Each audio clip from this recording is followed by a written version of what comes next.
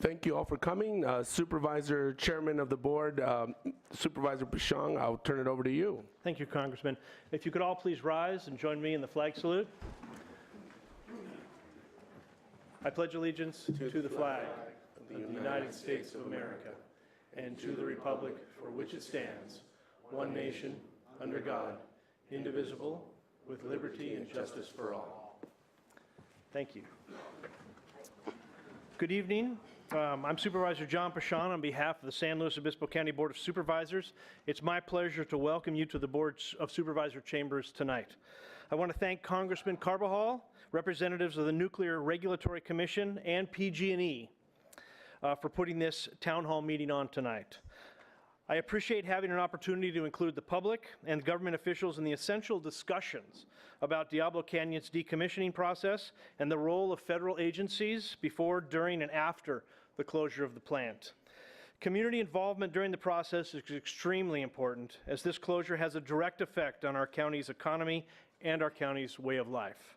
Again, welcome, and I hope each of you have a chance to enjoy some of the wonderful aspects of our beautiful county and while you are here. And now let me turn this over to Congressman Salud Carbajal. Thank you. Thank you, Chairman Pashang, for making your chambers available and for your welcoming remarks. First, I would like to recognize some officials that are here tonight. First, I will recognize Dr. Jim Brescia, Superintendent of SLO County Office of Education, President Eisendrat Rogers, and Trustee Ellen Sheffer with San Luis Coastal Unified School District, Mayor Jamie Irons and Councilwoman Marlis McPherson of Morro Bay, Mayor Heidi Harmon of San Luis Obispo. She's back there, thank you. Mayor Pro Tem Miriam Shaw of Grover Beach, President Mary Matakovich with the Port of San Luis Harbor Commission, Annie Aganiga, District Director for Senator Monning, Jocelyn Brennan, District Director for Assemblyman Jordan Cunningham, Mike Manchak, President and CEO of the Economic Vitality Corporation, and Laurelie Capel, Senior Project Director as well.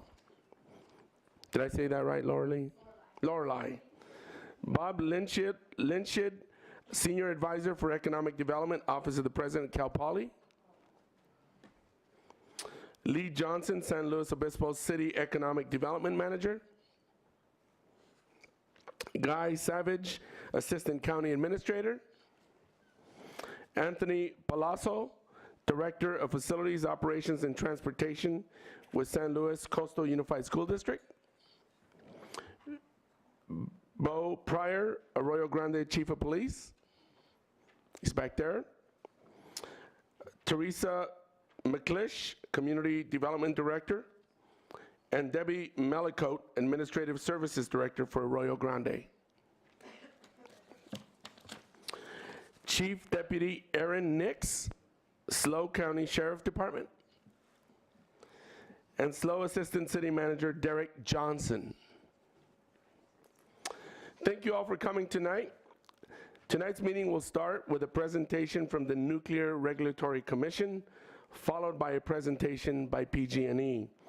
Following the presentation, we will have time for questions and answers. If you are interested in speaking, please fill out one of the speaker forms and hand them to one of my staff. Staff, could you raise your hands so that everybody could see you? Keep them up. Why don't you wave them a little bit so people can see who you are? You're everywhere. There's quite a bit of staff here tonight. During the question and answer section, I will call you by name and ask you to please step forward to the podium so that you could ask your question. I would like to start by making an opening statement to outline the purpose and objective of our meeting tonight.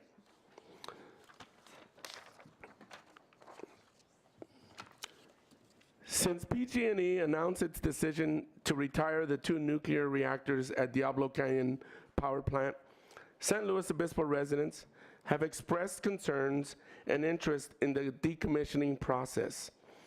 Although Diablo Canyon isn't slated to be closed until 2025, and the decommissioning of a nuclear power plant has a tremendous impact on the local communities that host the facility.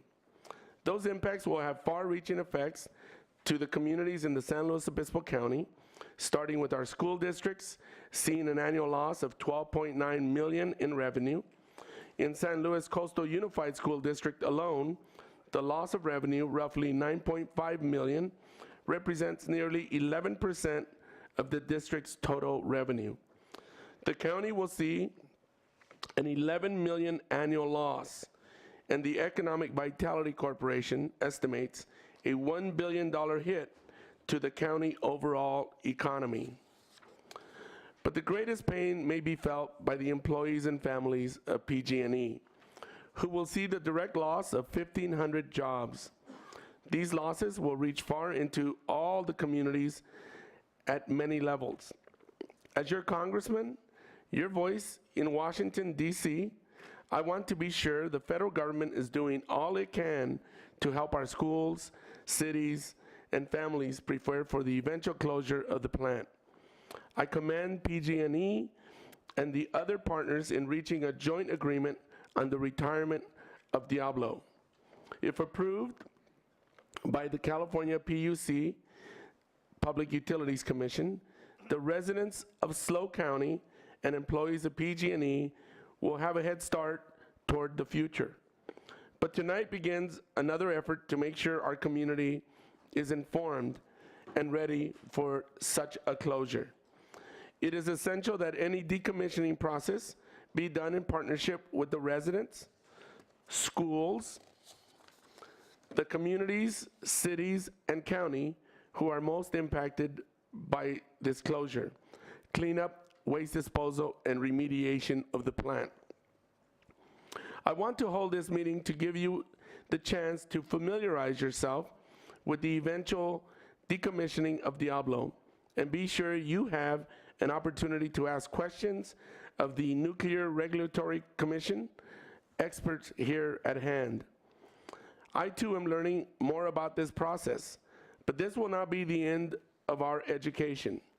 Tonight's meeting will be the first in a string of community engagements I plan on holding in the future. My goal is to find out when, where, and how the federal government can aid you in preparing for and recovering from the closure of Diablo Canyon Power Plant. My hope with tonight's presentation will be the beginning of that aid. After tonight, I encourage you to contact me if you have questions on the decommissioning that aren't able to be answered tonight. Again, thank you for coming tonight and supporting your community, our community, by wanting to learn more. Now I would like to turn this over to the panel to make their presentations.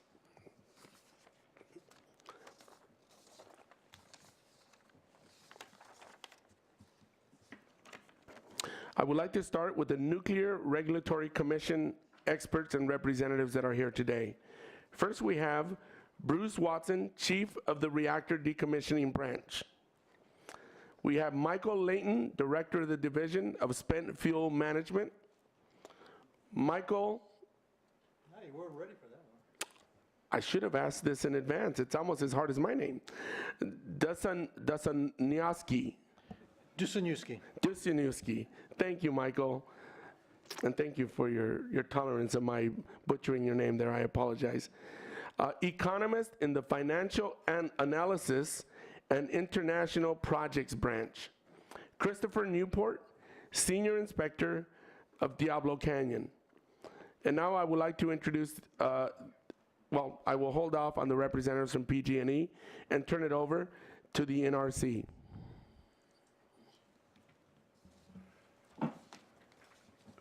Thank you, Congressman, for inviting us out tonight, and I want to thank all of you for attending and taking time out from your busy lives to attend tonight to hear our overview of the reactor decommissioning program. As the Congressman said, my name is Bruce Watson. I'm Chief of the Reactor Decommissioning Branch for the NRC out of headquarters in Washington, D.C. My group oversees the decommissioning, safe decommissioning of all the reactors in the United States. With that, I want to talk about the following topics, with the exception of decommissioning trust funds, which my esteemed colleague, as we call him, Mike D., or Mike Duzanowski, will speak to slide 8. Then I'll take over with a discussion of decommissioning in California and a short summary. The NRC is an independent safety regulator, and it's our mission to ensure the plants are operated safely, decommissioned safely, and then the licenses are terminated. Right now, we have 20 reactors in decommissioning status in the United States. 6 of those are in what we call active decommissioning, and 3 of those are in California. There are 14 power reactors in long-term storage, or we sometimes call it safe store. As of today, there are 8 announced shutdowns in the United States, including Diablo Canyon, which is announced they're not going to seek license renewal. We expect that there may be more, and a lot of that has to do with the economy in the United States, energy economy. Our current regulations went into effect in 1997, which means they're 20 years old. They are performance-based for power reactors. They allow a lot of flexibility for the power reactor decommissioning process. They're also risk-informed, so that they're dose-based for license termination. As such, we have extensive decommissioning experience. We've decommissioned, we have overseen the decommissioning of over 70 complex material sites, power reactors and research reactors over the last 20 years. So far in this country, 10 power reactors have completed decommissioning and had their licenses terminating. So I want you to realize that this is not a new process to us. We have a lot of experience with it, and we have programs to support that. As far as the regulatory framework, the Congress gave us the authority under the Atomic Energy Act of 1954 as it was amended. Basically, we have an integrated decommissioning program that consists of comprehensive regulations. It includes public involvement and on down the list here until final surveys. We have extensive regulatory guidance to implement those regulations. We provide the licensing oversight of the plants in decommissioning, and we have a dedicated inspection program. On your right, I have a flow chart that basically shows some of the principal licensee actions that they're required to take, and we'll go into those in a little bit more detail here in a minute. But the NRC does provide a review and approval process throughout the decommissioning to ensure it's done safely.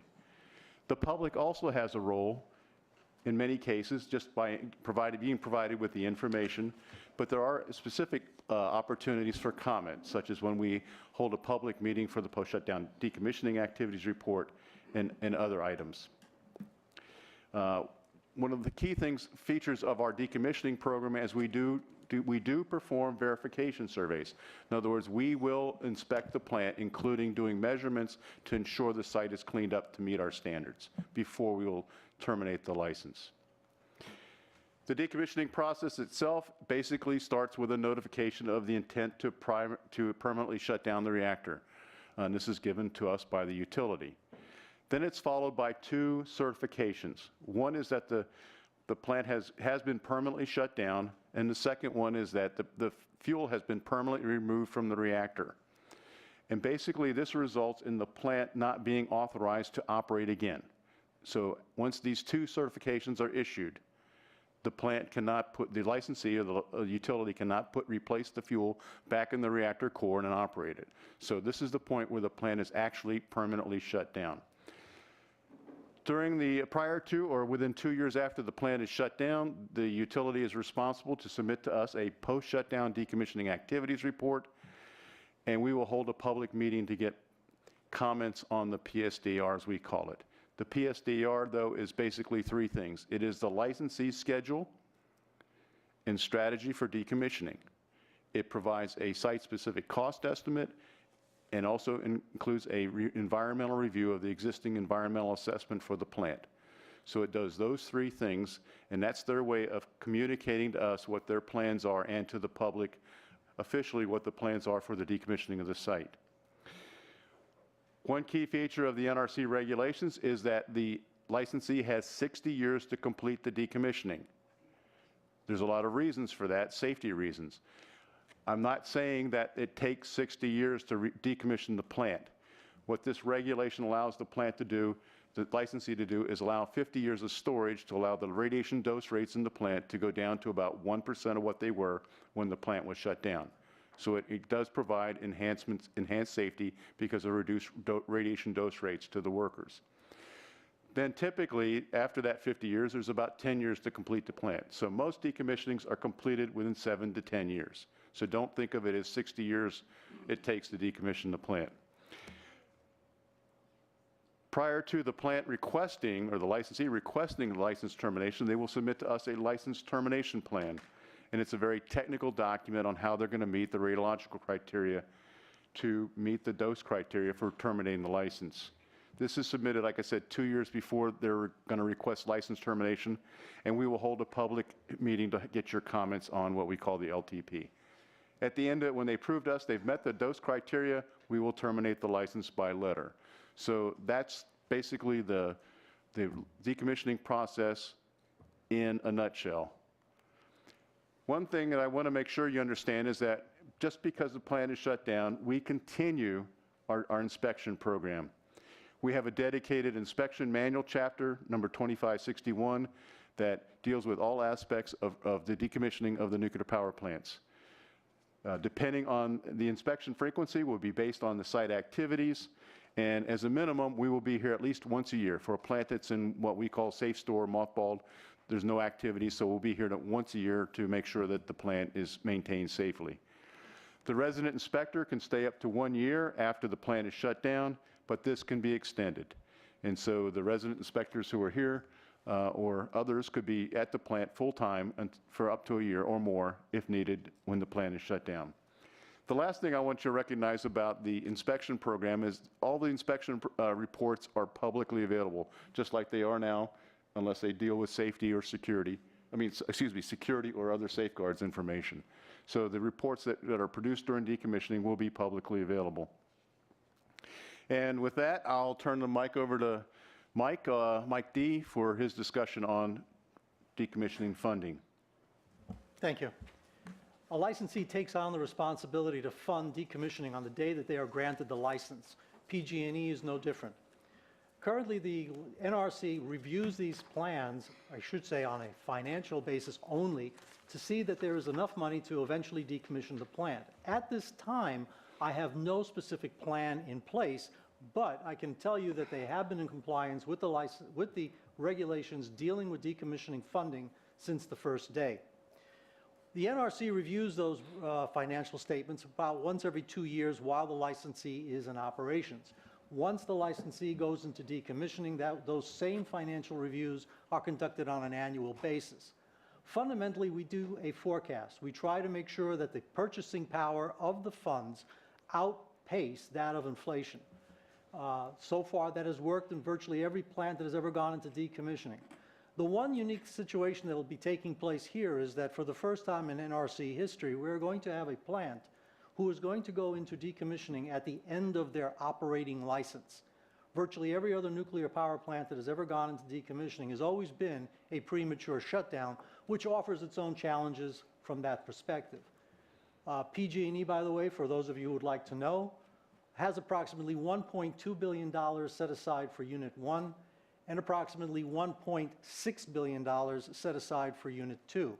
These funds are dedicated primarily for radiological decontamination and are not to be used for anything else unless an exemption is granted. The one thing that has changed over the last few years is that the model for decommissioning has changed. Traditionally, we always expected a licensee to do the radiological decontamination first, terminate the license, and then whatever leftover funds are remaining, use them for whatever they choose, such as greenfielding. Greenfielding is not under the jurisdiction of the NRC. It is generally under the State Public Utility Commission.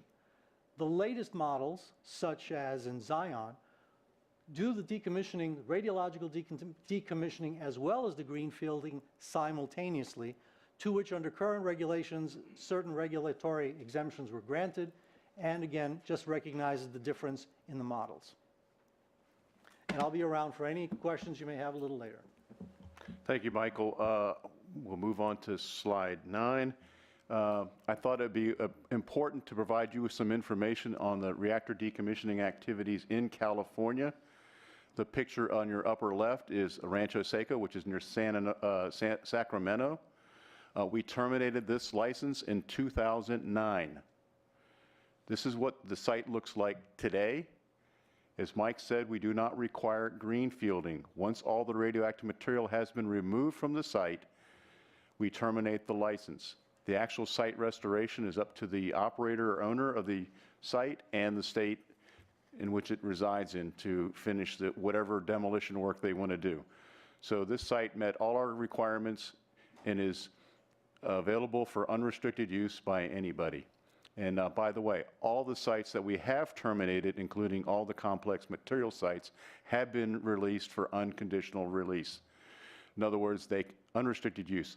They can be used for any purpose that the owner of the land chooses to use them for, whether it's sell the land and have a school built on them, or whatever they choose, build another power plant. It's really up to them. The slide on the right, upper right, is Humboldt Bay.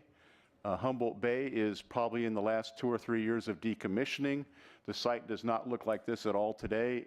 Almost all the buildings are gone. They're completing the removal of the reactor containment building. So we're expecting that they will complete this decommissioning work, I hope by 2020, we can terminate the license.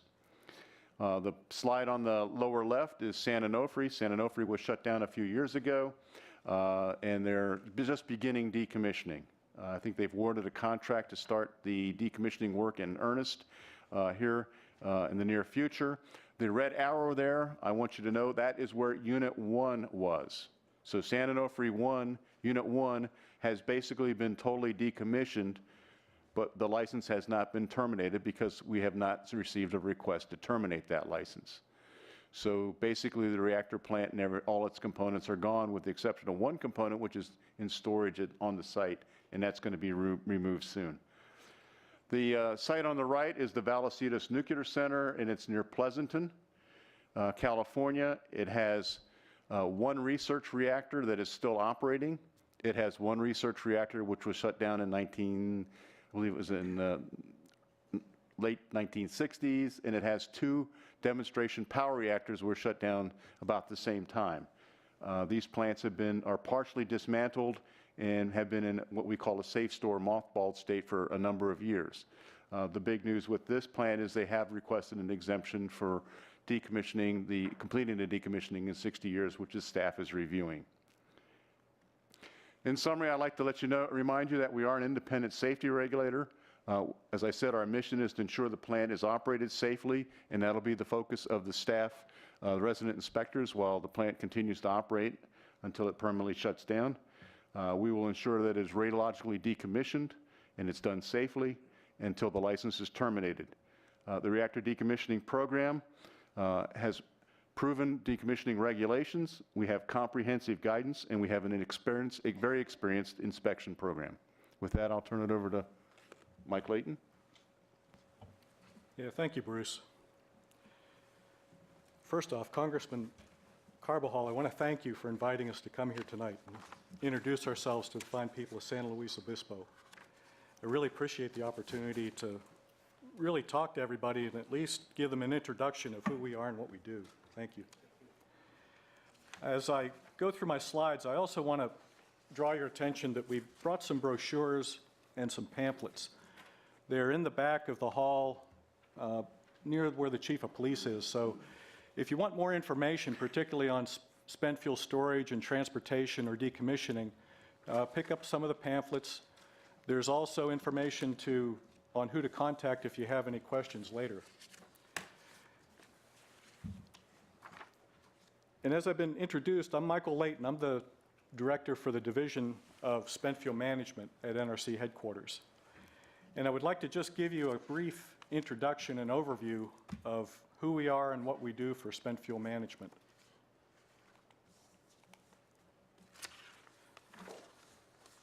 One of the roles and responsibilities that we have is to assure that we oversee and approve the safe management and storage of spent fuel at all the power reactors in the U.S.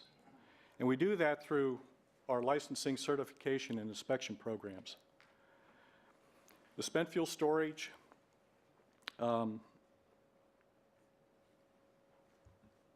is really the main focus that we have in our division, but also I want to point out that we also do the certification for packages for radioactive materials in transportation. And these are materials that are used for industrial or medical uses. One of the other things that we do is that we coordinate with other state and federal agencies, most noticeably the Department of Transportation and the Department of Energy. We also have a role in developing guidance documents and information for foreign and international regulatory agencies like the International Atomic Energy Agency. We're also heavily involved with a great deal of coordination with the Native American tribes. And honestly, public outreach is one of the more important things that we do. And some examples of the outreach are public meetings like this one, where we travel and introduce ourselves and answer questions that anyone in the audience may have. And we also sponsor a public regulatory conference. We call it the RegCon, that we hold in Washington, D.C. near the end of the calendar year. We also hold open public meetings when we meet with licensees or vendors to discuss whatever applications or amendments that they have to their cask designs or their packages. And I wanted to show this slide to really illustrate that spent fuel storage is something that has been going on for quite some time, for over 30 years in the United States. And it shows the wide distribution of where spent fuel storage is being managed in the U.S. But I want to draw your attention to really 4 places. There's 2 blue stars and then 2 blue dots in the southern U.S. These are places where we either have applications for independent spent fuel storage installations, or we're expecting applications at some point in the near future.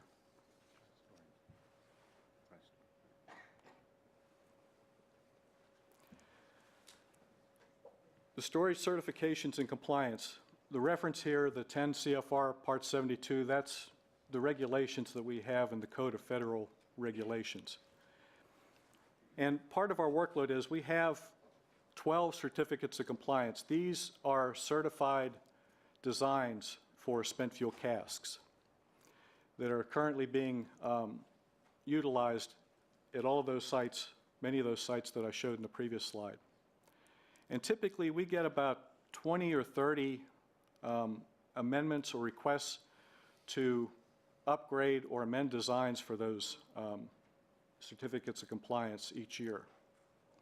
We also get an awful lot of increased interest and engagement from members of the public, interested parties, and stakeholders on everything dealing with dry cask storage.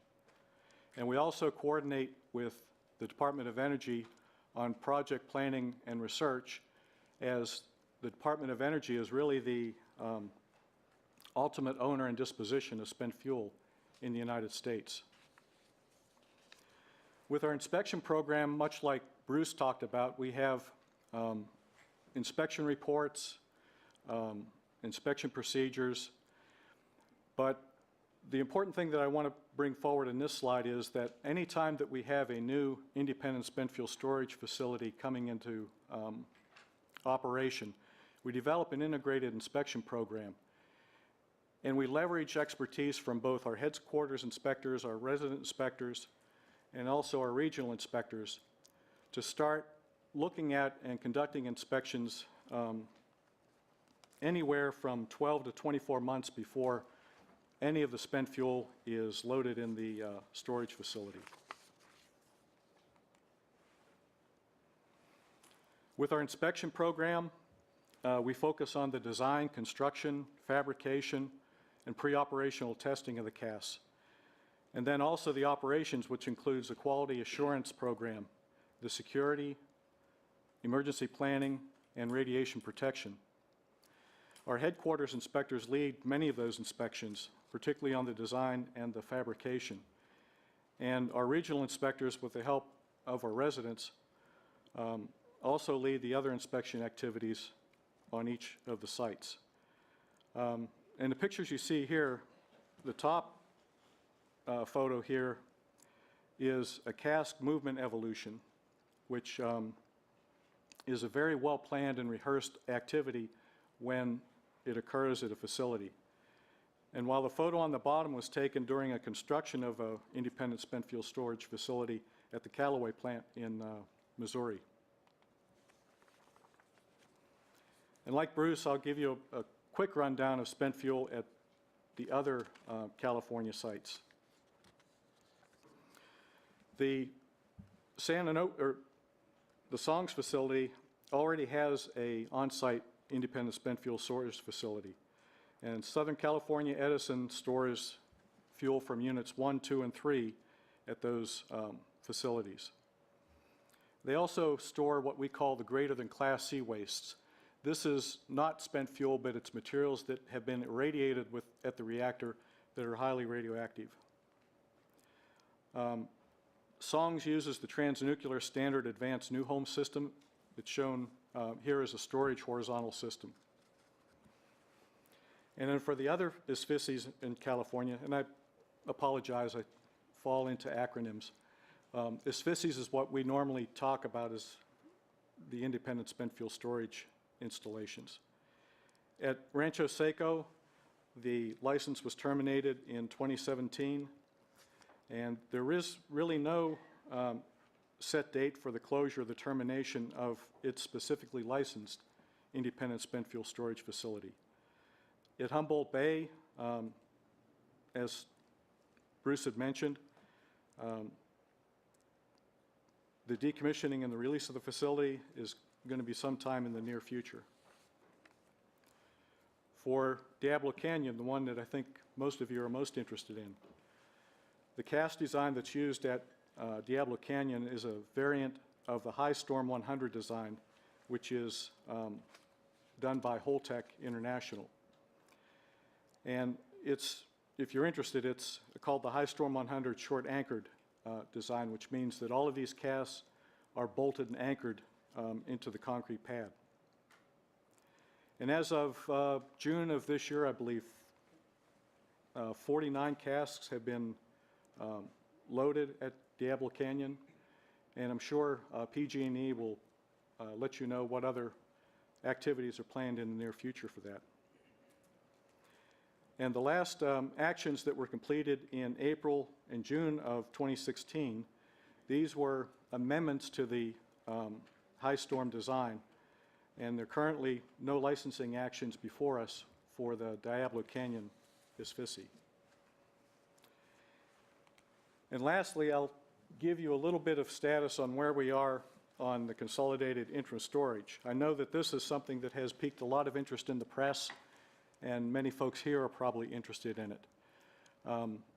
We have received 2 applications, one from waste control specialists in Western Texas, and then also Holtec International and Eddie Levy across the border in New Mexico. At Waste Control Specialists, we received the application in April of 2016. We accepted the application for detailed technical review in January of this year. And because of other business reasons, Waste Control Specialists asked us to suspend review of the application in April of this year. And what we've done with that is taken all of the reviews that we've done and set them aside and waiting for waste control specialists to give us an indication of when they would like to restart the review. And we can start that review again in a very, very short period of time. For Holtec International, we received the application in March of 2017, and we're currently in the acceptance review phase. What that means is that we're doing a cursory review of the application to make sure that there is enough technical information that would allow us to do a detailed technical review. And then also in the horizon for us is that the Department of Energy has been meeting with us on potentially submitting what's called a topical safety analysis report. And this has to do with the transportation and storage at the consolidated interim storage facilities. And obviously, through the course of these reviews, we will hold public meetings. And matter of fact, we just had a public meeting on Monday. Actually, it wasn't a public meeting. It was announced closed meeting on the security issues for Holtec. Apologies for that. But as we go into scoping meetings and other public meetings, we'll announce those. And we really hope that stakeholders and interested parties will engage in those public meetings. And with that, I'll be prepared to answer any questions that you may have following the presentation. Thank you. Christopher Newport. What am I gonna say? Yeah, I don't have a presentation. I'll introduce myself, and then I'll turn it over, I think, to PG&E next. So my name is Chris Newport. I'm the NRC Senior Resident Inspector, and along with John Reynosa, we're the two on-site inspectors at Diablo Canyon. I live in Morro Bay. John lives in Pismo Beach. So just so the public's aware, we live in the community and we work at the plant every day. We have unfettered access. We can go anywhere in the plant. We meet with all plant employees at all levels. And we carry out the NRC's inspection program at the site. We're the eyes and ears of the NRC on site every day. I'm available to answer any questions during the formal question and answer period or after the meeting. And so that's all I wanted to say, and I'll turn it over to you, Congressman, and I think PG&E might be next. Thank you. Thank you very much. That was the presentation by the Nuclear Regulatory Commission. Representatives up here. Now we're going to move to a presentation by PG&E, and that will be done by John Frank, Vice President of Generation Technical Services with PG&E. John? Good evening, Congressman, and let me add my appreciation for the opportunity to speak both with you and, of course, with the community that we live and work in as a representative for PG&E. I'm going to introduce a few of the other PG&E employees that are here to help should there be any detailed questions that are beyond my capabilities. So I'll introduce Gerald Strickland. Gerald is my Director of Technical Services. Lauren Sharp is my Senior Director responsible for decommissioning activities both at Humboldt Bay currently, as well as the planning for the Diablo Canyon decommissioning.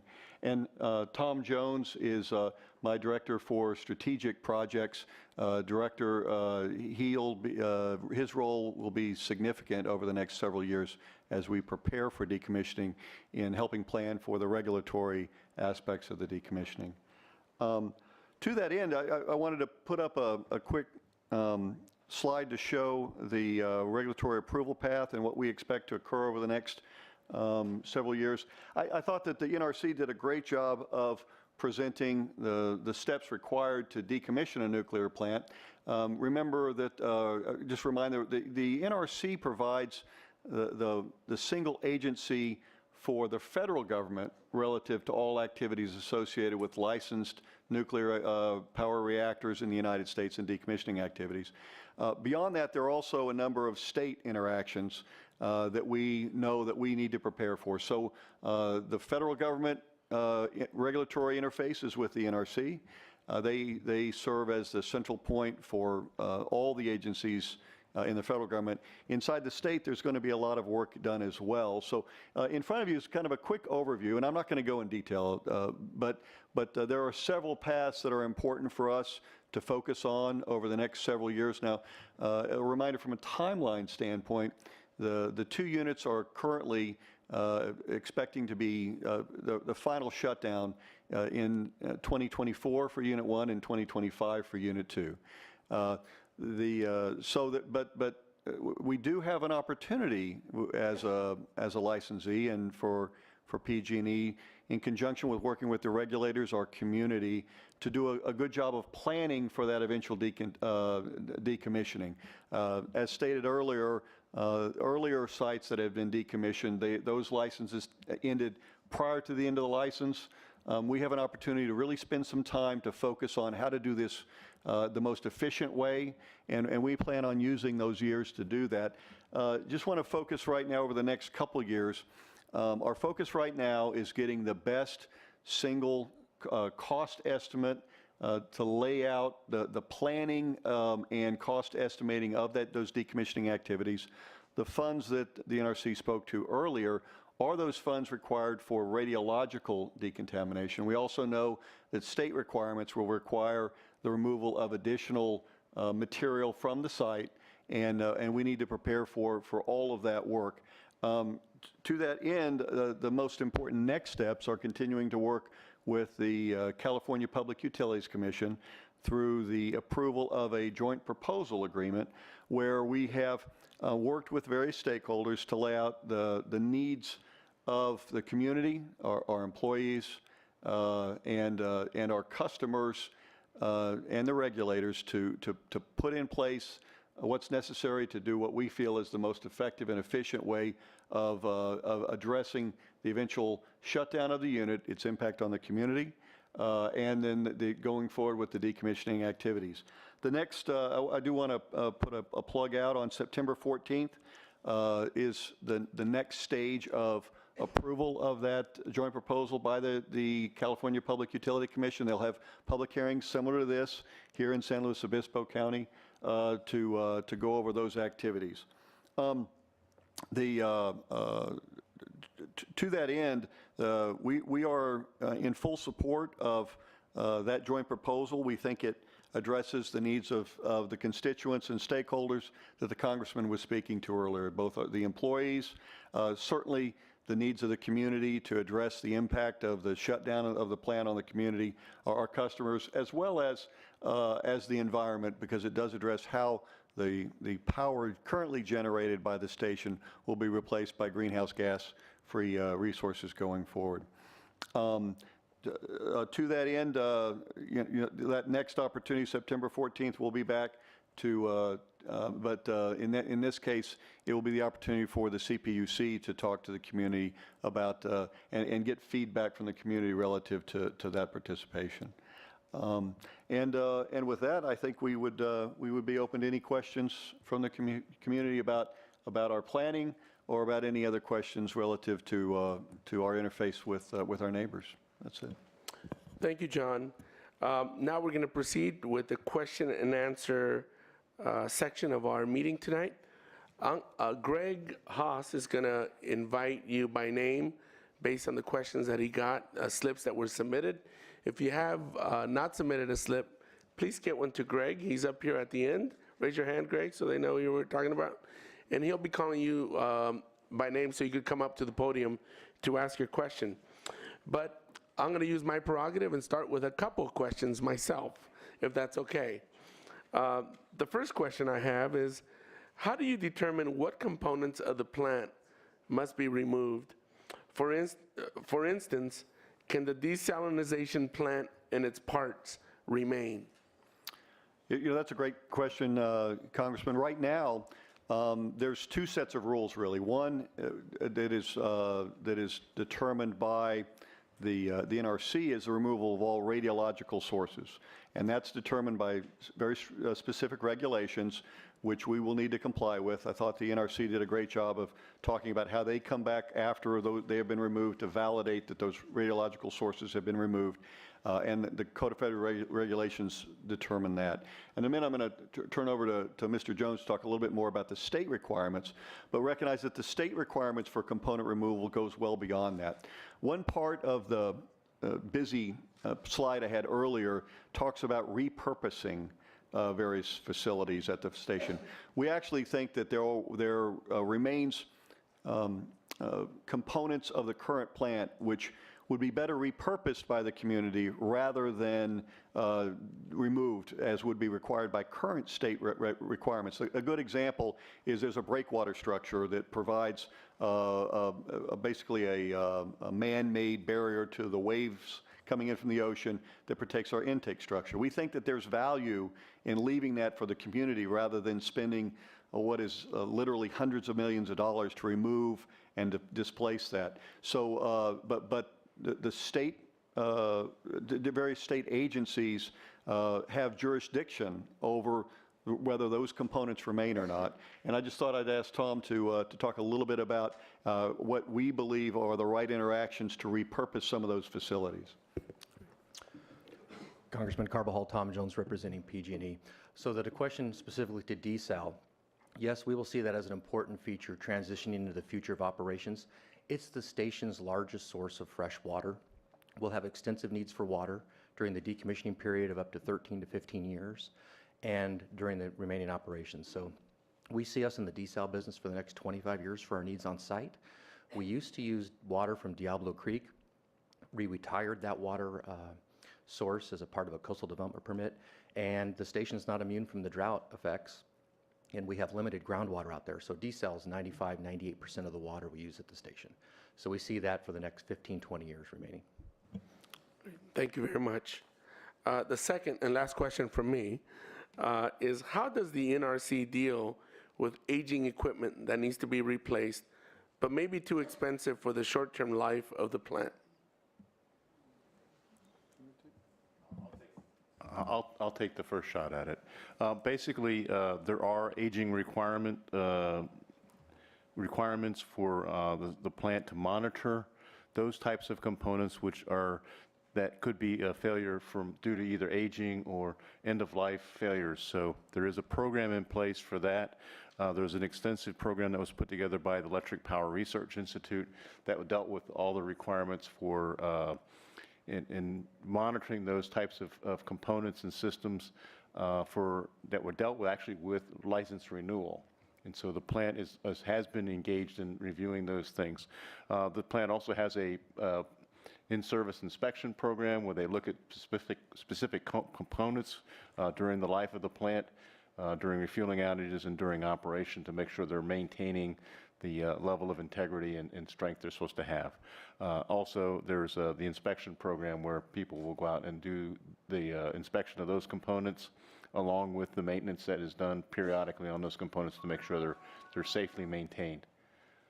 Chris, do you want to add?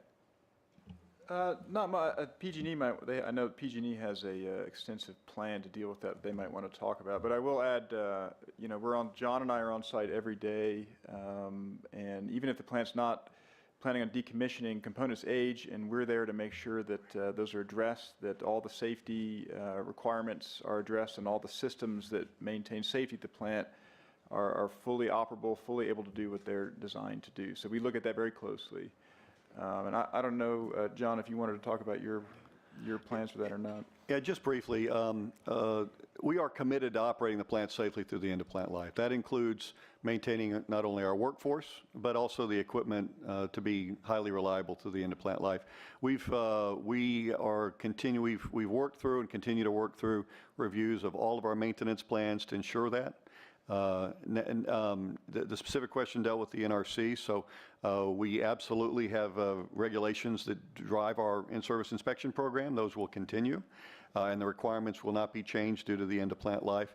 And there are other mechanisms that Chris and the other NRC inspectors look at, like the maintenance rule looks at the reliability programs that are applied to the plant to make sure that they will continue.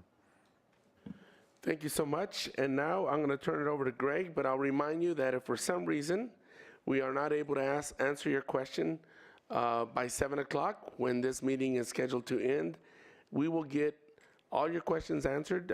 Just make sure that you provide us with the phone number or an address of anybody who didn't get their question answered today, and we'll make sure we'll get that answered for you to whatever question you might have.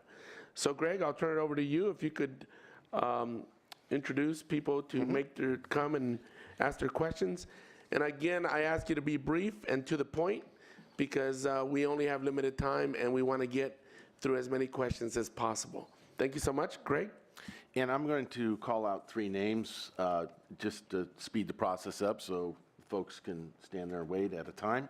So the first speakers, Evie Justison, Elizabeth Browse, and Jane Swanson. Evie, come forward first. And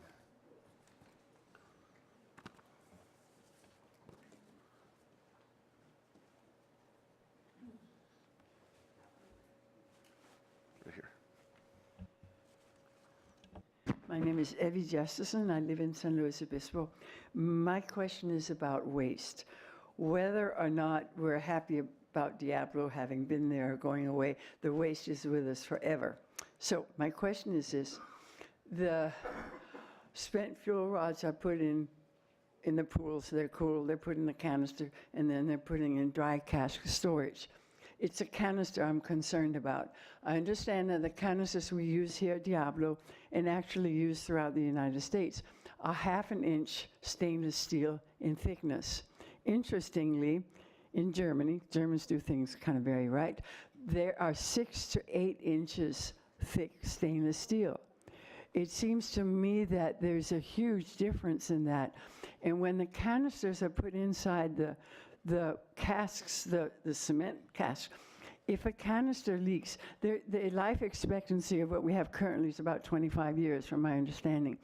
If they leak, how do you get in there? They're now in cement, and it's highly radioactive waste. How do you take care of that? Shouldn't we have canisters that are far more secure than that? That's my question. Thank you.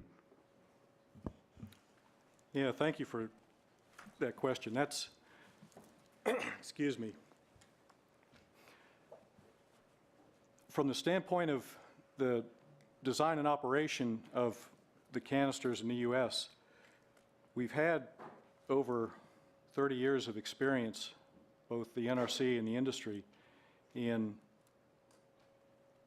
being able to safely store spent fuel in those canisters. We haven't had any indication of any release from any canister over the time period that we've been storing spent fuel. I can't really address what the Germans do with their canisters. That's really part of what their design and their requirements are. But you bring up a good point about the life expectancy of materials. And the spent fuel canisters are licensed for a 20-year term. And at the end of that 20-year term, the facilities can come in for renewal for up to 40 years. But contingent on that renewal is there's an aging management program that has to be incorporated into that renewal for the extended license. And the aging management program is really focused on doing inspections and observations to assure that that there aren't any early indications of any degradation in the materials of the canisters. And from the standpoint, I think your question on what happens if there is a leak, within our requirements and within the technical specifications that the licensees have for those canisters, there's a concept called retrievability, where they're required to be able to take the assemblages out of the canisters and repackage them if needed. And each and every license has a plan for that retrievability. It may not mean that they have to pull out all of the assemblies, but they could do overpacks. Take the whole canister and put it in an overpack to assure that there is still going to be continued safe storage. Thank you.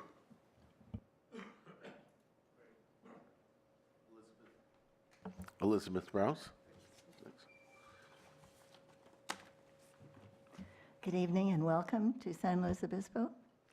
We're very happy, and I say we, speaking for Mothers for Peace. I'm sure you've heard of our organization.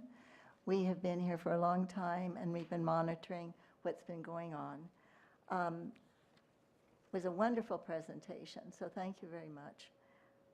My question is this: how would you rate the problems that are going to be faced by PG&E and NRC if the plant remains open until 2025? We know that there are present problems now with the placement of the rods and the cask and the embittlement that might occur.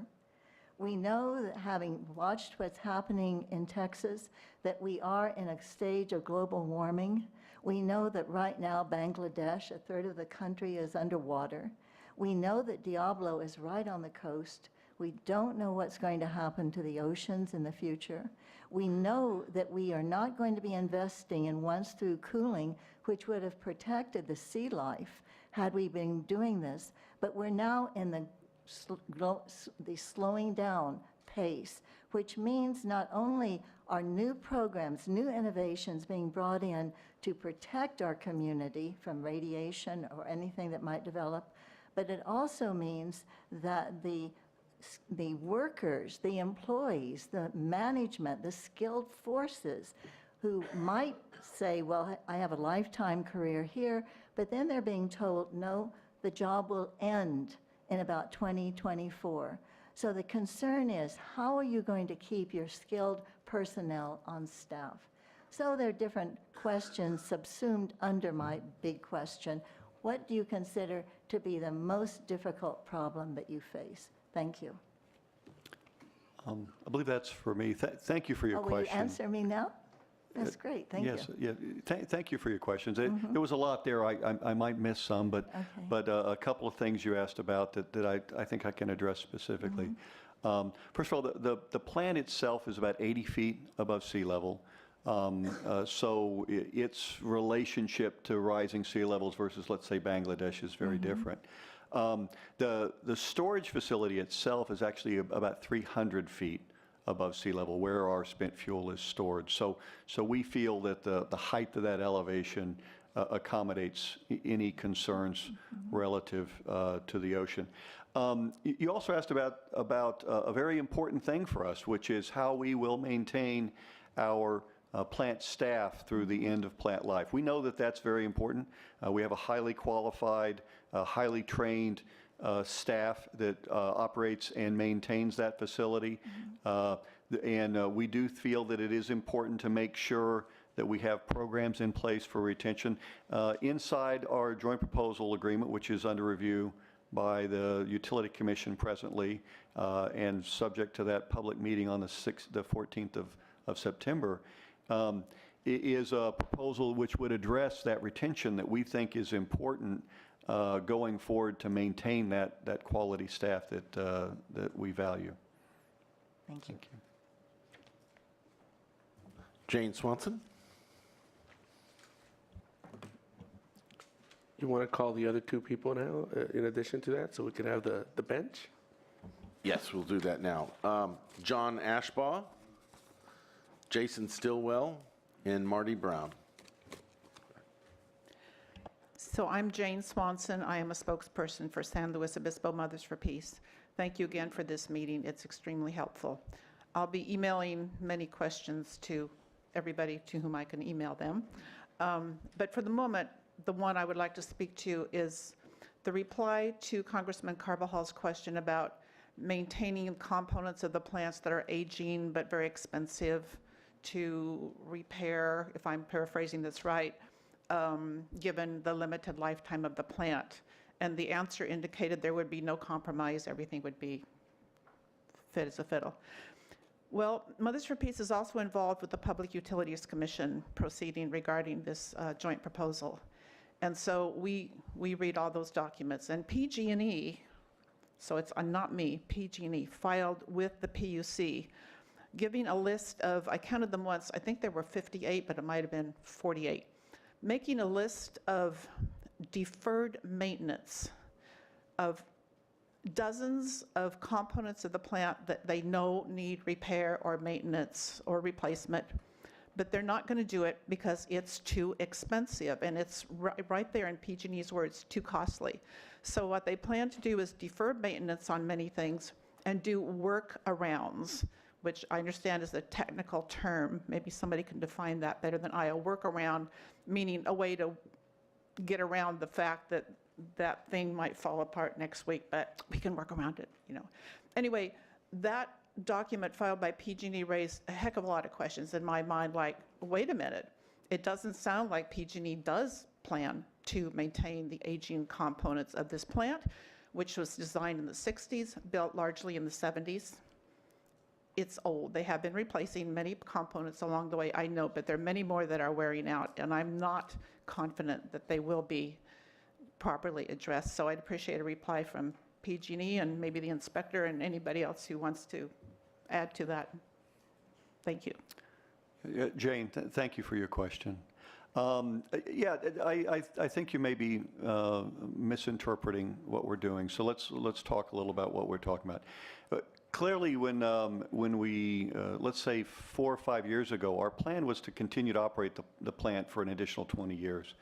And so we had, at that time, a long-term strategy for component replacements that would, as well as a long-term capital plan. This is not operating expenses, but really capital, which was designed to continue to operate the plant for an additional 40 years. And that's not something you do at the 40th year, the 39th year. You do that over years of time so that you minimize the amount of outage time and the spread of the money that gets spent for a plant that's going to operate for 60 years.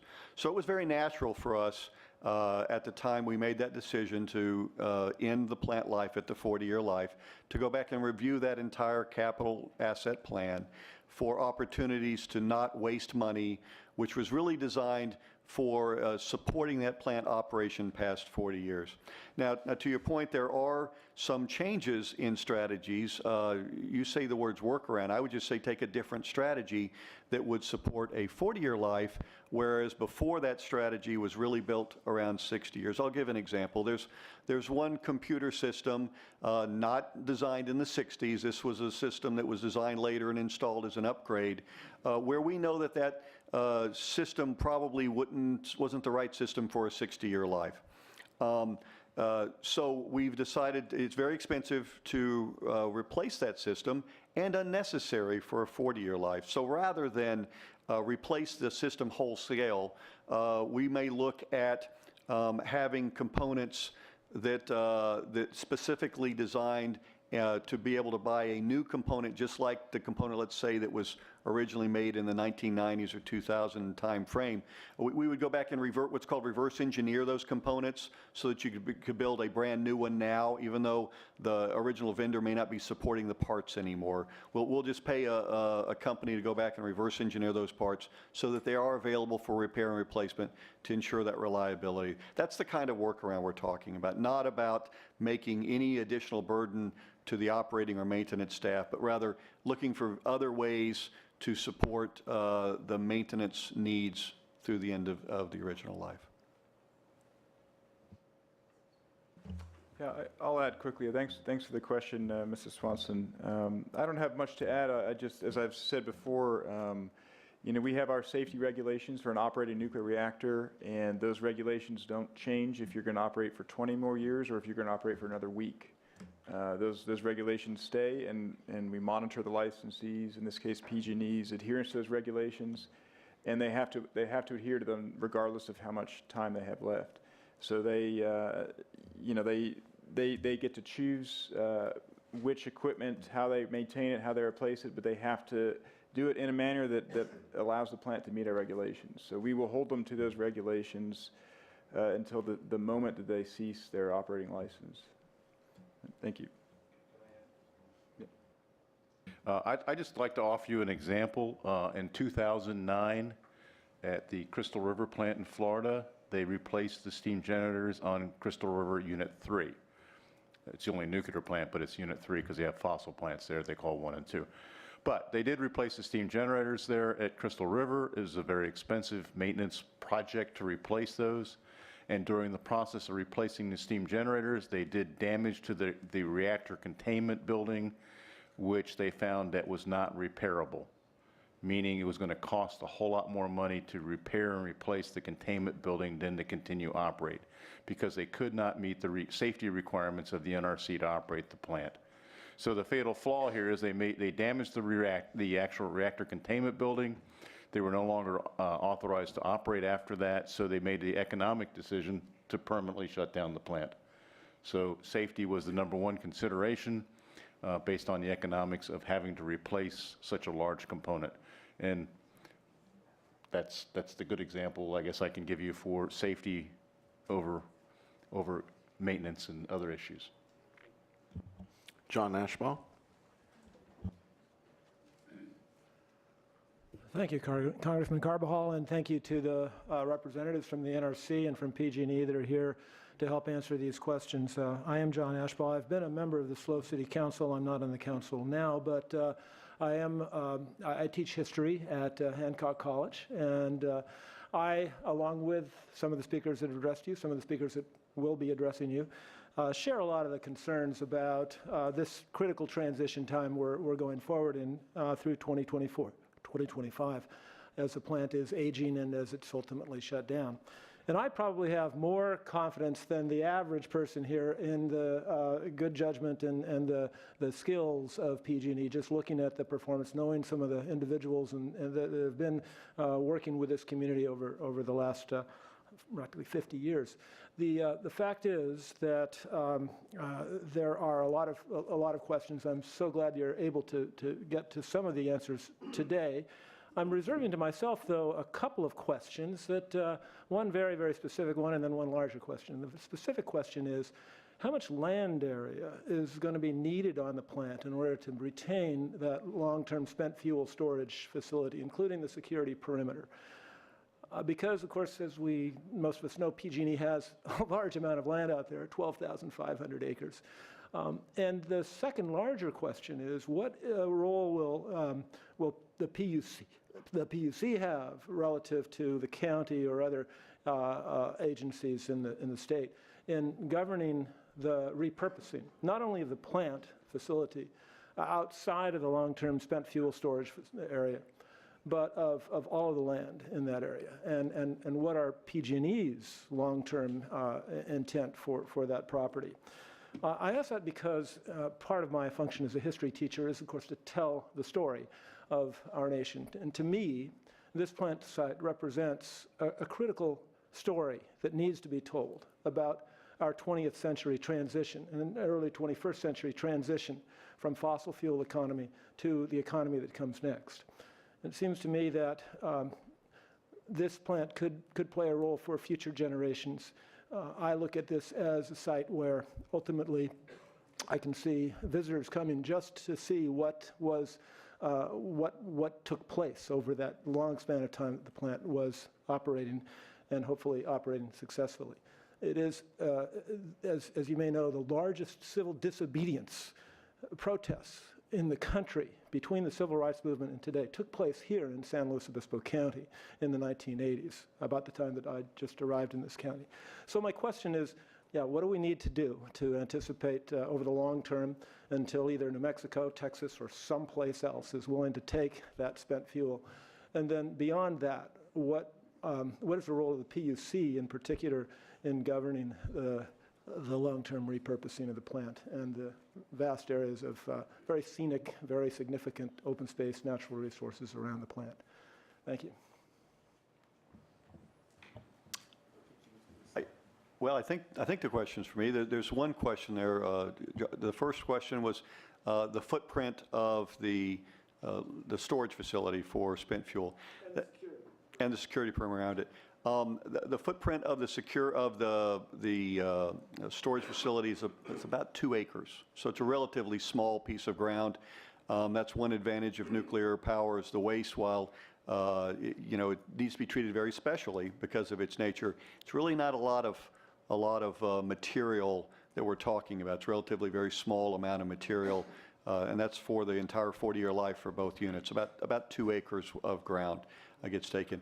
And the security facilities will be a relatively small building nearby that supports that 2-acre boundary and area. So not a lot of footprint there. And I was going to turn again to Mr. Jones relative to repurposing questions that you have, and I think it's a good question about the land use following the termination of the license and completion of decommissioning activities. So Tom? Thanks, John. So the repurposing of the land is something that we are still trying to identify in the process. What we've committed to as part of the joint proposal is it will actually inform the community engagement panel to help bring those inputs in to what future the land should have. You know, you're talking about 11 miles of coastline, and you also asked about what role the Public Utilities Commission will have.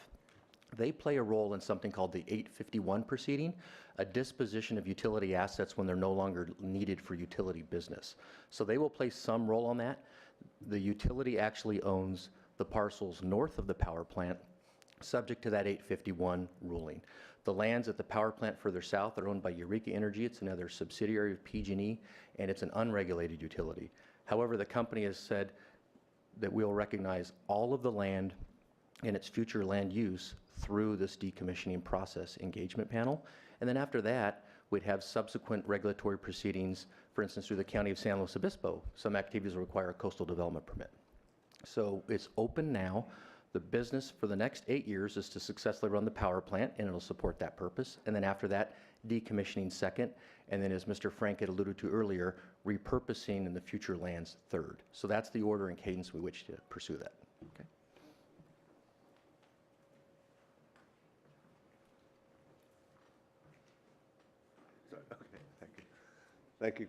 Thank you, Congressman Carbajal, for holding this town hall. I'm Jason Stillwell, City of Santa Maria.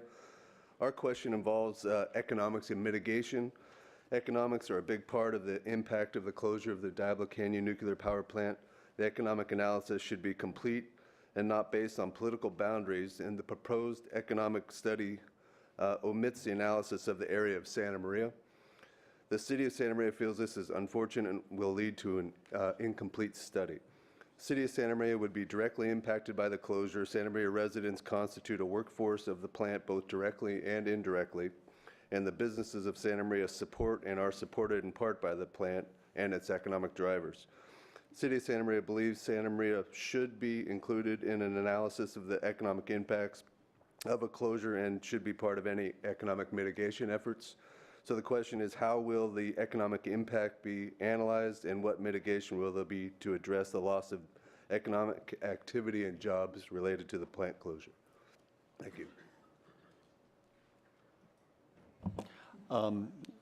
You know, I'll thank you for your question. It's obviously your community is important to us as a neighbor as well. I'm not specifically familiar with that economic evaluation, but I think Mr. Jones can provide some insight onto how that can be done. There are two things underway. The joint proposal has a settlement for the communities of San Luis Obispo, the county itself, and the 7 cities. There's a separate economic analysis process that will be underway through Senator Monning's SB 968. That's still in scope. It's with the Public Utilities Commission now. They're informing their study, and it seeks to do a couple of things. Look at the regional economic impacts, and it'll build off our 2013 economic study, which did include the area of Santa Maria. It included northern Santa Barbara County. And it also looked to incorporate lessons learned from the San Onofre closure as well. So the Utilities Commission has until the summer of next year to complete that economic study, and it'll be a larger regional area, and the public will have a chance to comment and inform that study. And now you know why I brought Mr. Jones. Okay, while Marty's coming forward, could the next 3 speakers, Bill Toman, Larry Murray, and Bill Glogey, come forward? Thank you. Good afternoon. Congressman Carbajal, thank you for supporting community involvement in the decommissioning process. For more than 40 years, Diablo Canyon has done irreparable damage to ocean life and oceanic ecosystems by using once-through cooling. Every day of those years, the plant has withdrawn 2.5 billion gallons of seawater to cool the 2 reactors, sucking in sea life, small and large, and discharging the water back into the ocean 20 degrees warmer. PG&E should be in debt to the ratepayers and the public for damage to marine life. Every day the plant is operating, this damage continues. Decommissioning cannot undo the damage done, and the ratepayers should not be asked to pay for it. Mr. Carbajal, as my representative, I ask that you do anything possible in your capacity to close the plant earlier than 2025. The reactors still sit on multiple seismic faults and produce radioactive waste. 8 more years is too long to wait. Thank you very much. Since that was more of a statement than a question, I appreciate the statement, but not being a question, we'll proceed to the next question. Bill Toman. Good evening. Thank you, Congressman Carbajal, for having this meeting here in San Luis. My name is Bill Toman. I live in Los Osos, about 5 miles north of Diablo Canyon. I'm pleased to report that the annual test of the sirens worked. My ears are still ringing. I'm a nuclear engineer and once worked as a nuclear safety engineer for the reactor manufacturer Diablo Canyon. I've also, in the past 10 years, have been leading efforts for characterizing sites for the permitting and deployment of offshore renewable energy projects, and at one time headed PG&E's wave energy program called Wave Connect. It has struck me that there are facilities at Diablo Canyon that could be repurposed for later uses by alternative energy. And my question is to the NRC, with the background that other nuclear facilities that hadn't gone critical, the Midland Nuclear Plant in Michigan, Consumers Power, and the William H. Zimmer plant in Ohio by Cincinnati Gas and Electric, were respectively converted into natural gas-fired and coal-fired power plants. My question is, are there any examples of reactors that have operated commercially that have had substantial amounts of its infrastructure repurposed for other energy uses? And the answer to that is yes. At the La Crosse plant in Wisconsin, they have a very large coal plant because coal is readily available off the Mississippi River from the Midwest. At Rancho Seco here in California, they've built 2 combined combustion units. I guess the combined cycle, they can use a number of fuels. And so keep in mind, all these nuclear power plant sites pretty much are a value to the utility because they have a grid infrastructure. In most cases, they've had an acceptable cooling water system for the plant, and they already own the land, and there's already been an environmental impact statement done for that particular site for having a nuclear power plant on it. For another example would be at Humboldt Bay. They've put 10 natural gas units for, I think it's grid stability up there on the property, so that site continues to be used for power generation. Those are just a few examples. Some have just become parks, but others have been repurposed for electrical generation and other purposes. And so plans, as a follow-up, so plans for the decommissioning of Diablo could incorporate a parallel repurposing engineering effort? That would be up to the owner, the utility. All right. Yeah, hidden on my complicated slide was a section which talked about repurposing the land, and we anticipate under the joint proposal of engaging with the community on how that land might be reused. And the specific examples you gave would be subject to Coastal Commission approval, as well as if it was to become a new generating facility under a different fuel type, under the auspices of the California Public Utilities Commission as well. And of course, under the joint proposal, it would have to be non-greenhouse gas emitting. Yes, that's correct. The joint proposal would have that replacement non-greenhouse gas emitting. Thank you very much. Thank you. Larry Murray.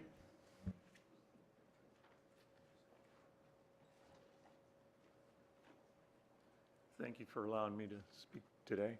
I understand, well, I heard, one of the ladies from the Mothers for Peace speaking about the climate and things about the climate. And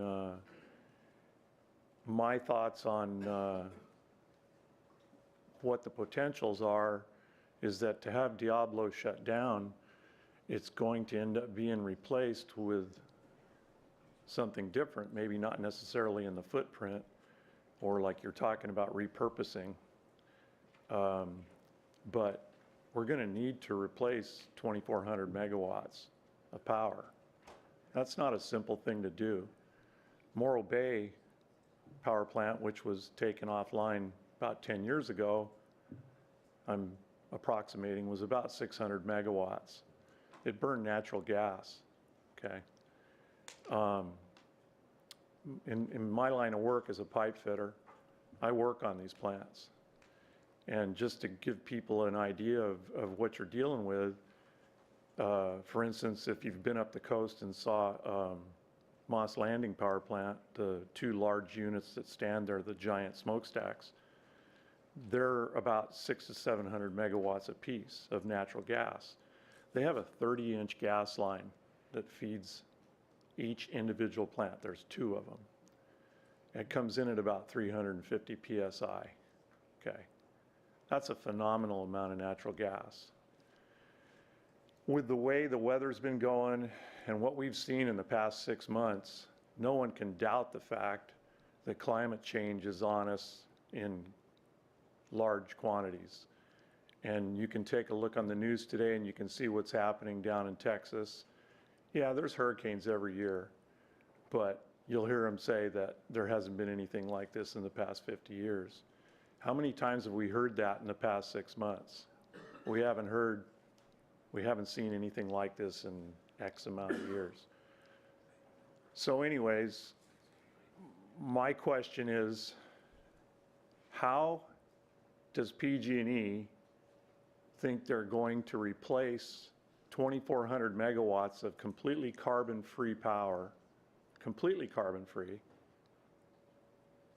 and thinking about what I just said about 350 PSI and a 30-inch gas line feeding one of these natural gas power plants, how are you going to replace that kind of power without going to natural gas? It's just not going to happen. And what that's going to do is it's going to change the environment around here, and it's going to add to all the problems that we have. We have to start being responsible here, and we really need to think about what we're doing. So we need to think about whether we should really be doing this or not. So my question is, how do you plan to replace that power? I appreciate your question. And obviously, we know the importance of nuclear power to greenhouse gas reduction, and proud of the fact that Diablo Canyon has run as long as it has, and our intention to run it through the end of life to continue to support greenhouse gas generation, non-greenhouse gas emitting generation. If you look at the joint proposal, we are working with the Public Utilities Commissions, who has the authority over new generation, to ensure that going forward it is replaced by non-greenhouse gas emitting generation sources. Central to that ability to do that is also tracking the need for generation going forward in the state and in the area of our grid operations. And we're anticipating that only approximately half of the plant's generation will actually have to be replaced, principally due to lower loads from grid required generation sources. Right now, California is experiencing rapid growth in solar and some wind generation, and where the state is moving that direction. There continues to be additional activity in the State House to drive additional greenhouse gas-free generation limits and requirements going forward. And so we're acting in conjunction with those predictions and the requirements for not replacing with a source like natural gas, which would generate greenhouse gas.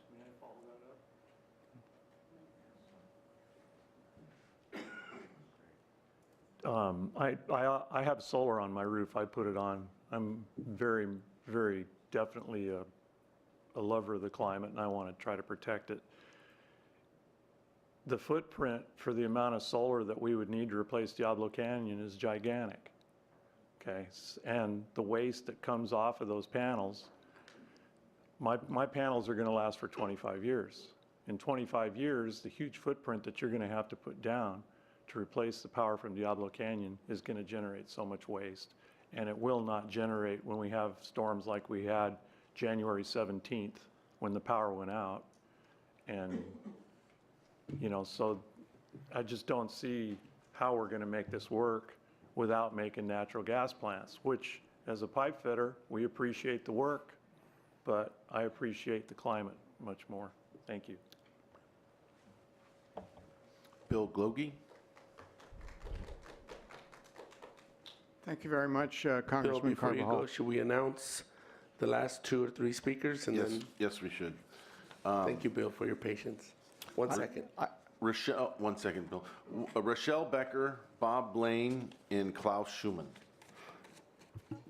I request, if possible, respectfully, if we could go on longer. Some people have driven pretty far to get here tonight, and if they could be heard, it would be a good thing for the citizens to be heard.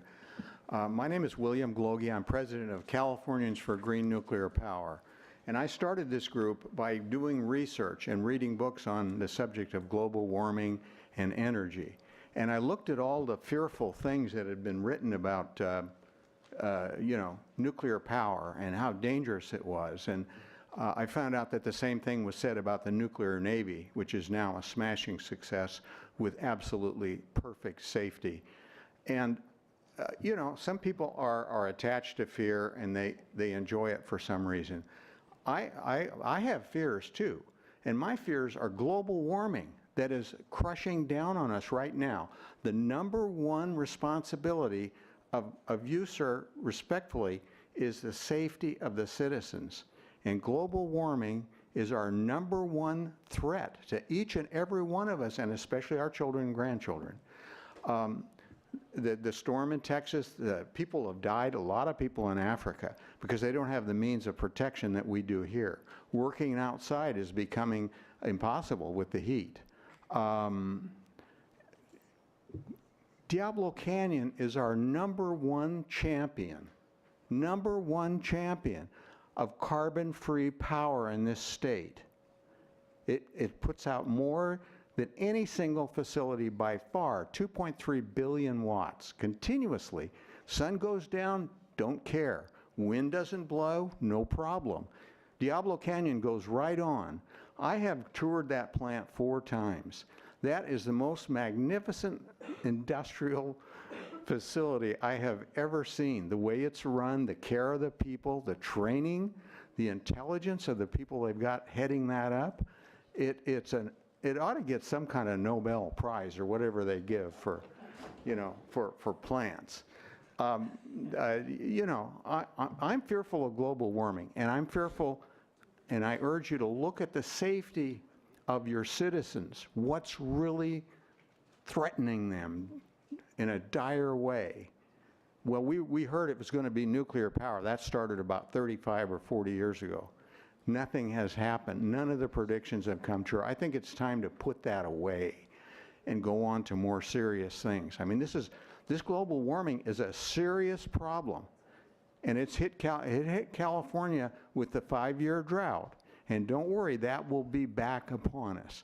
So please, please, I ask you to prioritize the safety factors for your citizens. Now, natural gas wants to take over. Some say that's what this is all about, the surplus of natural gas. Fine, they have to put food on the table too, I understand that. But we've got a lot of workers at Diablo Canyon that I know, the union people are fine people, and they're going to lose their jobs. And 1,500 of them at the plant are going to lose their jobs. So I urge you to take everything into consideration, especially climate change, which is really, you want to be scared. Some of these mothers for whatnot, mothers for nuclear, look at global warming. It's predicted, James Lovelock, a leading scientist in the UK, who came up with the Gaia theory. I just want to remind you that the more you speak, the less people will be able to speak. I'll wrap up. He predicts 5 to 6 billion people will die, 5 to 6 billion, if we stick to business as usual and just let things go on as they are and not stop burning fossil fuel. Get on carbon-free energy, and that would be nuclear power right now. Fusion might come along later. Thank you very much. I appreciate this hearing. Thank you. Thank you.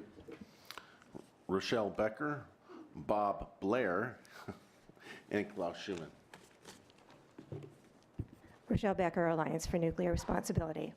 I had a written statement, but I'm actually going to go off topic because of what I've listened to tonight. I want to start out by the topic of loss. You talk about we're going to be losing this plant and we have yet 9 years to plan. I want you to remind you that the joint proposal says the plant will no longer operate no later than 2025. This plant could close sooner. So if you're expecting to have 9 years, you could have a little surprise before your 9 years, and you better be preparing now. You talk about verification. Verification at Songs didn't necessarily work for their steam generator project. The NRC has let California down more than once when it comes to carefully watching what is happening. You didn't carefully find a seismic site before the plant was built. You didn't carefully find the problems with San Onofre. And when you don't carefully find something, I'll tell you who pays for it. It's not the NRC, it's ratepayers. You talked about PG&E collecting a lot of money for decommissioning. It is ratepayers who have paid that money for decommissioning. Decommissioning will also include the community projects and employee retention. So it's not just going to decommission this plant. You have to think about all these things. Many of the questions here tonight related to what's going to happen at the Public Utilities Commission have nothing to do with the NRC. I'd like to encourage people, rather than saying the PUC is here to tell you what's going on, the PUC is really coming on September 14th to listen to this community. And I have to tell you, it is very important for you to be there. The community mitigation funds are not necessarily a done deal. The employee retention project is not necessarily a done deal. It is vital that this community show up on the 14th. It is nice to have you here today, and I love having Congressman Carbajal here. Thank you very much. But the NRC has no place at the moment. We have to figure out what the state's doing. And the state is where it starts. And so the 14th is your important meeting, not necessarily the meeting tonight, although I thank you for it. Also, you talked about spent fuel and where it might be, and you've got a couple of petitions that have gone in or applications that have gone in. Last I heard, this was supposed to be a consent-based project, and I'm not sure you have the consent of those states. You may have consent of those facilities, but I am not sure you have the consent of those states. So while I'm saying it's nice to have the federals here, there is so much more to be involved. The Energy Commission has to make decisions. The Coastal Commission has to make decisions. The Air Board has to make decisions. The State Lands Commission has to make a decision and do a full EIR, and the PUC has to decide how much money we're going to be paying for this. So I urge you, PG&E and the joint parties have done their best to put together something that will work 9 years and or less. But without the PUC's approval, this is going nowhere. So I urge the community and everyone in this room to make sure they're there on the 14th to make sure the PUC, who's in charge of this project, does what we need. Thank you very much. Thank you. Bob Blair. Good evening. My name's Bob Blair. I'm a director in the Pomo Community Service District. I'm not speaking in that capacity tonight, but my question is, there's excess capacity in the desal plant at the power plant, and the county is talking about running a pipeline from one of the local water companies out to the power plant. Will that water be shared with the community? Napomo is still in a stage 4 drought. Last year, if it hadn't rained, Santa Barbara and Goleta and Montecito would have been out of water. Lake Cachuma was empty. Other lakes were pretty bad, but Lake Cachuma was empty. They committed the last of the water they had to recharge the river in hopes that it rained. And luckily for them, it rained. If it hadn't rained, those people would have been in deep trouble. people in Montecito were paying $25,000 for water bills and trucking it in. So water is very critical. It may be overflowing in Texas, but it's short here. So what I'd like to know is, are you going to share that water with us? Because from what I understand, you have a lot of capacity in that desal plant. I think you're asking if we're going to go into being a water utility. I'd reach out to Tom Jones again to get a little detail relative to our use of the desalination plant. So there's no current project for interconnection. That's been suspended. And one of the large changes for the desal project was the cost of electricity. There is CPUC guidance for the house load, and that was a marginal cost for us. However, once we go into decommissioning, we become a retail electric customer. The energy costs changed by a factor of 5, which also radically changed the economics of that project. So I don't believe it's no longer a tenable project at this point, and we have also suspended it because of our limited operations the next 8 years. Okay. Well, it seems like people think when it's raining, we never think about water. But we live in a place where every 10 years there's a drought, guaranteed. Correct. And just about the time they think that we don't need the water, that's when we need it. So I'm here to keep prodding you. I want somebody to get a hold of that water. Sure. And then the other factor was that the parties that were going to receive that water in South County, we're looking at a 30-year recovery for the installation of the pipe, and the system isn't anticipated being around for that 30 years. Okay, so that's something else we'll look at during the decommissioning process. Thank you very much. Thank you, Mr. Lear. Thank you for your concern and your comments. How many more questions do we have? We have more than we have time for, but we have one more. Klaus Schumann has decided to give up his time gracefully and hand it over to Heather Madison. Hi, my name's Heather Madison, and I wasn't always a nuclear supporter. I grew up in a little mining town in Arizona with little resources and conservation. What was the name of that mining town? Globe, Miami, Arizona. Okay, I grew up in a little mining town in Arizona too. That's Awesome. why I asked. Yeah, so I know all about copper mining and the impacts from that.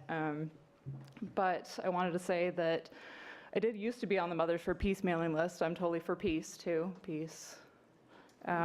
Until they figured out who I was and they kicked me off about a year ago. But I just wanted to say that I have a question about PG&E's math.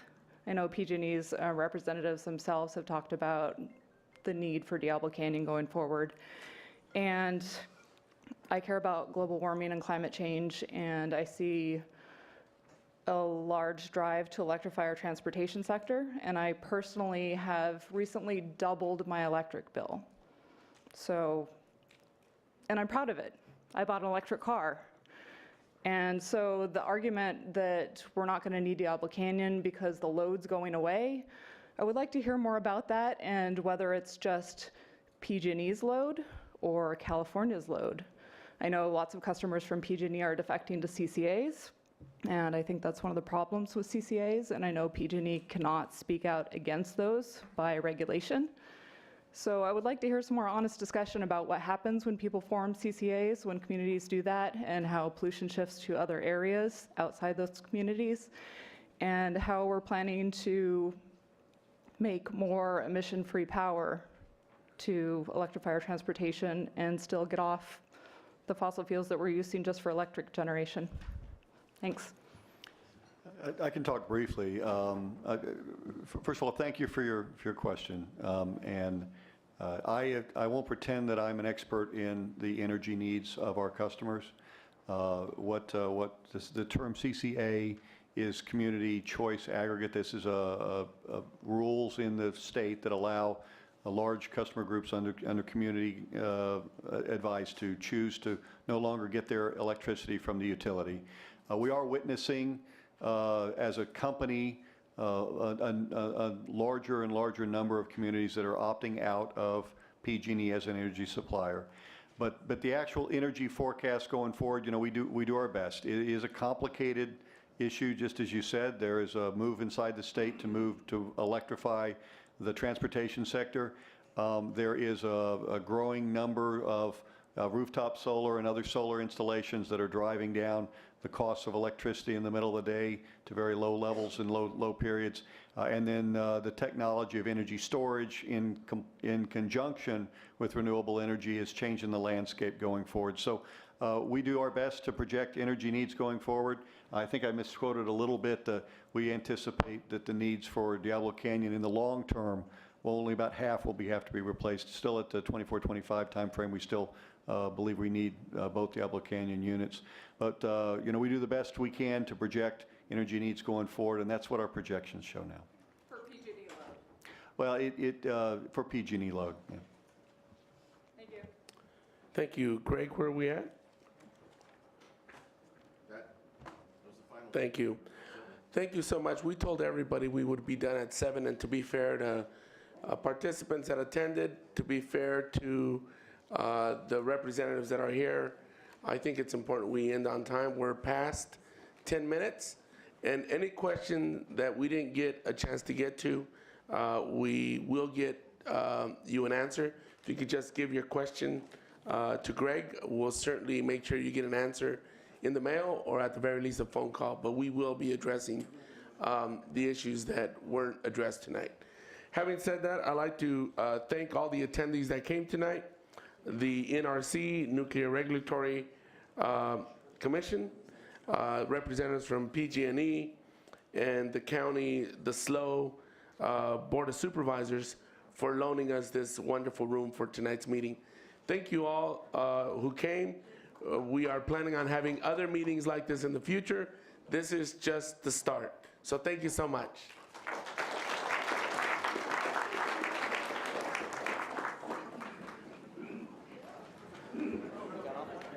Yeah, they did.